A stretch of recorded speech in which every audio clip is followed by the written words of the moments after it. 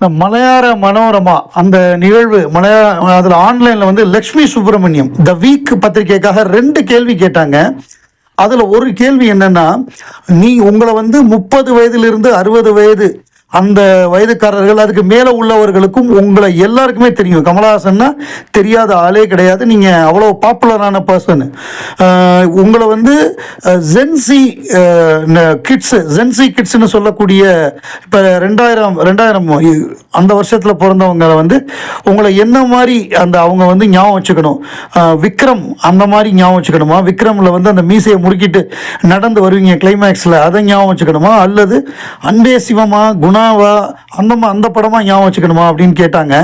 So அதுக்கு அவர் என்ன சொன்னார்னா, இதுக்கு பிக் பாஸ்லையுமே இதுக்கு பதில் சொல்லியிருக்காரு.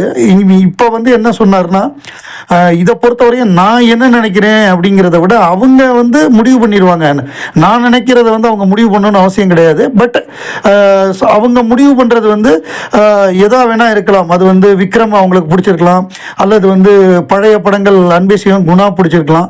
ஆனால் அவங்களுக்கு 40 வயது வரும்பொழுது சில ஆல்ட்ரேஷன் பண்ணுவாங்க. அதாவது நமக்கு வந்து 18 வயசில் ஒரு விஷயம் இதுதான் பெஸ்ட்டுன்னு நம்ம நினைப்போம். ஆனால் கொஞ்சம் மெச்சூரிட்டி ஆன பிறகு நமக்கு கொஞ்சம் வாழ்க்கை அனுபவம், இந்த லைஃப் எக்ஸ்பீரியன்ஸ்னு சொல்லுவோம். அதாவது லைஃப் எக்ஸ்பீரியன்ஸுங்கிறப்ப ஒவ்வொரு மனுஷன் வந்து எப்படி ஒரு சாப்பாட்டுக்கு கஷ்டப்படுறான், ஸோ அவனோட லைஃப்பில் என்னெல்லாம் பிரச்சனை வருது. லைஃப்புங்கிறது அவ்வளோ ஈஸி கிடையாது. ஒரு நிமிஷத்தில் என்ன வேணாலும் மாறலாம். ஒரு பெரிய கோடீஸ்வரனாக இருக்கிறவன் ஒரு புயல் வெள்ளத்தில் அடுத்த நாள் சுத்தமாக வீடு இல்லாமல் ஒரு ஸ்கூலில் வந்து எல்லாரோடையும் சேர்ந்து அரசு ஒதுக்குன அந்த ஒரு முகாமில் உட்கார்ந்துருக்கலாம். ஸோ இதெல்லாம் வந்து நமக்கு 18 வயசில் தெரியாது. நம்ம என்ன நினைப்போம், நம்ம தான் பயங்கரமான ஆள், பெரிய ஆள், நம்மளால் என்ன வேணால் சாதிக்க முடியுங்கிற ஒரு எண்ணம் நமக்கு இருக்கும். ஆனால் லைஃப் வந்து கற்றுக் கொடுக்கும். அடி மேலே அடி போட்டு கற்றுக் கொடுத்து நம்மளை வந்து ஹம்பிள் ஆக்கும். நம்மெல்லாம் நான் தான் பெரிய ஆள் அப்படின்லாம் முறுக்கிக்க முடியாது.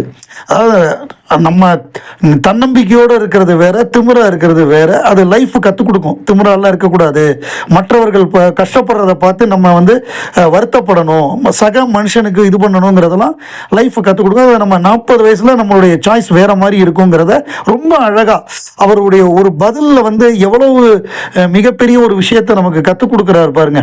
அதுதான் உலகநாயகன் கமலஹாசன் அவர்கள்.